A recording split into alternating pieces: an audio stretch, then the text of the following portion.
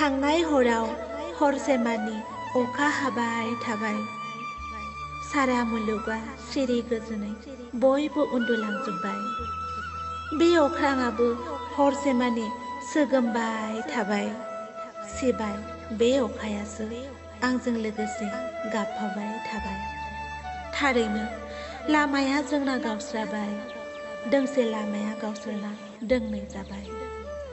आंनि थार अननायखौ नेवसिना बियो गुबुननि नंखाय अननायखौसो बोजबना लाबाय। गावदोंमोन गोसोआ, खामलिदोंमोन जिउमाया, सहायनो हायाखैमोन गोरबोआ नोंजों थगायजाना।